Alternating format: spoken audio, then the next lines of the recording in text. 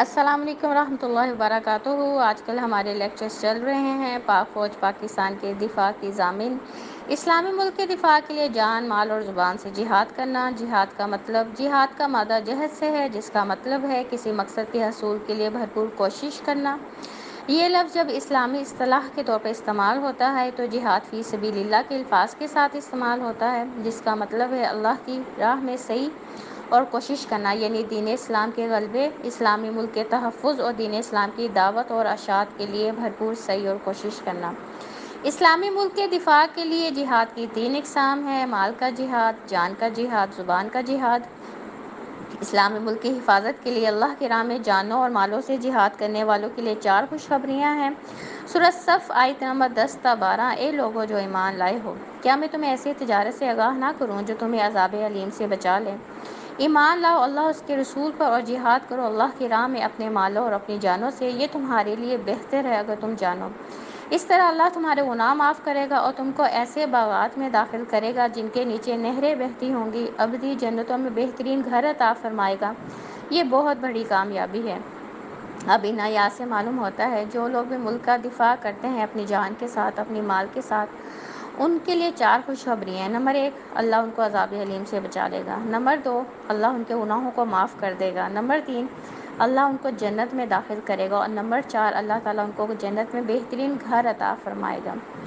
ابو داؤد کی حدیث سے حضرت انس رضی اللہ تعالیٰ عنہ سے روایت ہے کہ آپ صلی اللہ علیہ وآلہ وسلم نے فرمایا، مشرکوں سے جہاد کرو، اپنے مالوں کے ساتھ، اپنی جانوں کے ساتھ، اپنی زبانوں کے ساتھ۔ اب اس حدیث سے پتہ چلتا ہے کہ جو مشرکین بھی ہیں اور مسلمانوں کو نقصان پہنچانا چاہتے ہیں تو ان کے ساتھ جان کے ساتھ جہاد کرنا چاہیے، مال کے ساتھ جہاد کرنا چاہیے اور زبان کے ساتھ جہاد کرنا چاہیے۔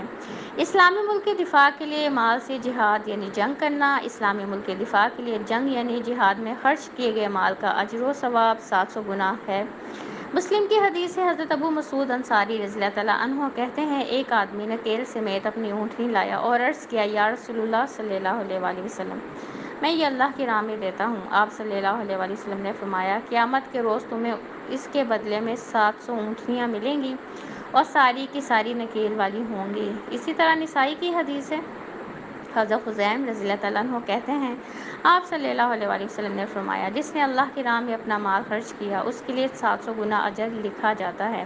اب ان دونوں احادیث سے معلوم ہوتا ہے جو مال بھی ملک کے دفاع کے لیے لگایا جاتا ہے اس مال کا جو اجر ہے 700 گنا ہے۔ یہاں آپ ایک چیز دیں گے، قیامت والے دن 700 گنا اجر آپ کو اس کا ملے گا۔ جہاد فی سبیل اللہ یعنی اسلامی ملک کے دفاع کے لیے جنگ کی مد میں خرچ کی گئی رقم باقی تمام صدقات کے مقابلے میں افضل ہے۔ ترمذی کی حدیث سے حضرت عدی بن حاتم رضی اللہ تعالیٰ عنہ سے روایت ہے کہ انہوں نے آپ صلی اللہ علیہ وآلہ وسلم سے دریافت فرمایا، یا رسول اللہ صلی اللہ علیہ وآلہ وسلم، کون سا صدقہ افضل ہے؟ آپ صلی اللہ علیہ وآلہ وسلم نے فرمایا، اللہ کی راہ میں خادم مہیا کرنا، اللہ کی راہ میں سایہ کرنے کے لیے خیمہ مہیا کرنا یا نوجوان اونٹنی پیش کرنا۔ اب اس حدیث سے معلوم ہوتا ہے کہ بہترین صدقہ وہ ہے جو ملک کے دفاع کے لیے دیا جائے، چاہے کوئی خیمہ مہیا کر دے، کوئی سواری مہیا کر دے یا کوئی بھی خادم مہیا کر دے۔ تو ہم سب کو بھی کوشش کرنی چاہیے کہ ہم لوگ بھی جو ہے اپنا مال اللہ کے راستے میں بھی خرچ کریں، ملک کے دفاع کے لیے بھی خرچ کریں۔ ملک کے دفاع کے لیے جنگ کرنے کے لیے اللہ کی راہ میں جوڑا، مثلاً 2 گھوڑے، 2 اونٹ، 2000 روپے یا 2 لاکھ روپے خرچ کرنے والے کو قیامت کے دن جنت کے تمام دروازوں سے داخل ہونے کے لیے پکارا جائے گا۔ نسائی کی حدیث سے حضرت ابو ہریرہ رضی اللہ تعالیٰ عنہ سے روایت ہے کہ آپ صلی اللہ علیہ وآلہ وسلم نے فرمایا، جس نے اللہ کی راہ میں جوڑا خرچ کیا اسے قیامت کے روز جنت کے دروازے کا پہرہ دار بلائے گا، اے فلاں ادھر سے داخل ہو۔ حضرت ابوبکر صدیق رضی اللہ تعالیٰ عنہ نے عرض کیا، یا رسول اللہ صلی اللہ علیہ وآلہ وسلم، ایسے آدمی کو تو کسی قسم کا خسارہ نہیں ہوگا۔ آپ صلی اللہ علیہ وآلہ وسلم نے فرمایا، مجھے امید ہے تم انہی میں سے ہوگے۔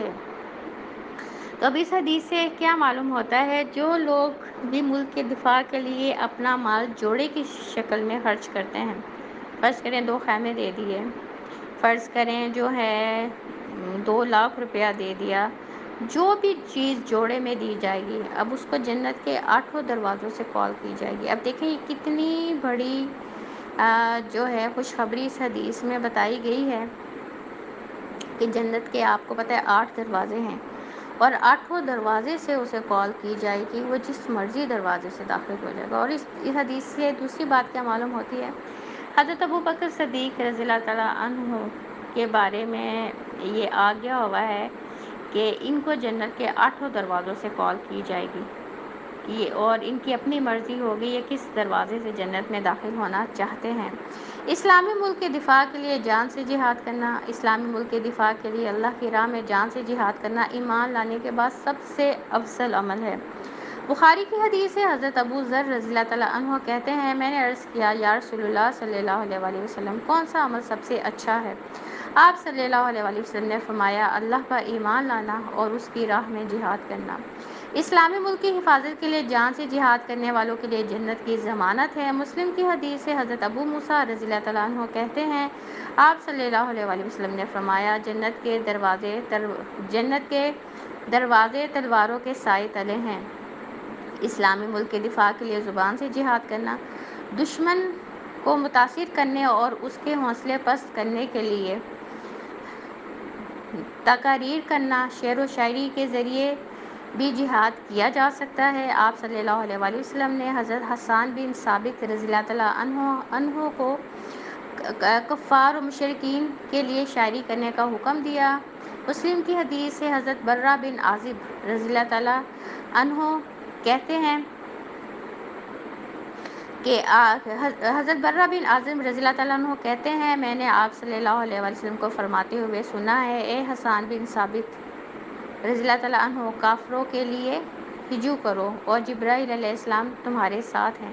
یعنی کہ آپ کو پتہ ہے جو ہوتی ہے شاعری، جو جہاد کے لیے شاعری کی جاتی ہے وہ لوگوں کے اندر بہت زیادہ جذبہ پیدا کرتی ہے، اور اس کی مثال ہم دیکھ چکے ہیں۔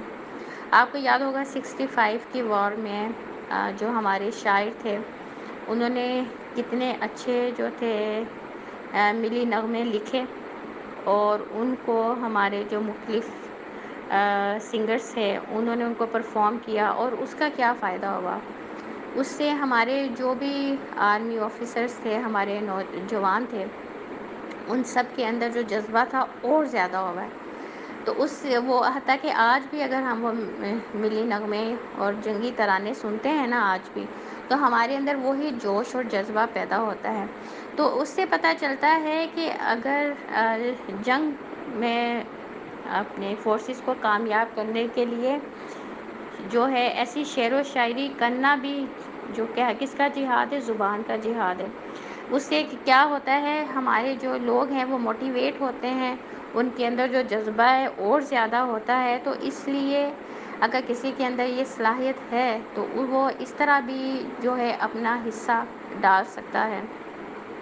اسی طرح مسلم کی حدیث سے حضرت عائشہ رضی اللہ تعالیٰ عنہا سے روایت ہے کہ آپ صلی اللہ علیہ وآلہ وسلم نے فرمایا قریش کی ہجو کرو کیونکہ ہجو ان کے لیے تیر کی بوچھار سے بھی زیادہ سخت ہے۔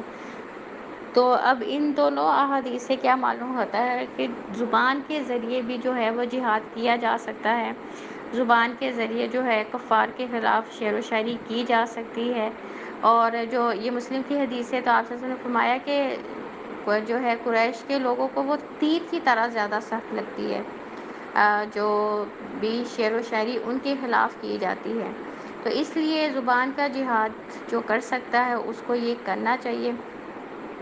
اسلامی ملک کی حفاظت کے لیے دشمن کے ساتھ جنگ کے لیے مال، جان اور زبان کے جہاد کی ضرورت ہوتی ہے۔ ان تمام احادیث سے معلوم ہوتا ہے اللہ کی راہ میں جہاد کے لیے مال کی بھی ضرورت ہے، کیونکہ مال کے ساتھ جدید اسلحہ بنایا جا سکتا ہے، خریدا جا سکتا ہے تاکہ ملک کی حفاظت بہترین طریقے سے کی جائے۔ ملک کی سالمیت کے لیے جان دینے کی بھی ضرورت پڑتی ہے۔ ہمارے آرمی آفیسرز اور جوان ملک کے دفاع کے لیے جان دینے سے دریغ نہیں کرتے۔ انسان زبان کے ساتھ جہاد بھی کر سکتا ہے۔ ایسے ملی نغمے تیار کیے جائیں جس سے ہمارے آرمی کے جوانوں کے اندر ملک کا دفاع کرنے کا جوش اور جذبہ پیدا ہو۔ اس کی مثال 65 کی جنگ کی مشہور ملی نغمے اور جنگی ترانے ہیں جنہوں نے ہمارے آرمی آفیسرز اور جوانوں میں جوش اور جذبہ پیدا کیا۔ اللہ تعالی ہم سب کو بھی ملک کے دفاع میں اپنا حصہ ڈالنے کی توفیق عطا فرمائے۔ جو جس لیول پہ ڈال سکتا ہے اسے ڈالنا چاہیے۔ کیونکہ ملک کا دفاع کرنے والوں کے لیے بہت زیادہ اجر و ثواب قرآن و حدیث سے ہم کو معلوم ہوتا ہے۔ اللہ تعالی ہماری تمام فورسز کے تمام مجاہدین کو اپنے حفظ و امان میں رکھے، آمین۔ سبحانک اللہم و بحمدک، اشہد ان لا الہ الا انت، استغفرک و اتوب الیک۔ ربنا تقبل منا انک انت السمیع العلیم وتب علینا انک انت التواب الرحیم۔ سبحان ربک رب العزت عما یصفون وسلام علی المرسلین والحمد للہ رب العالمین۔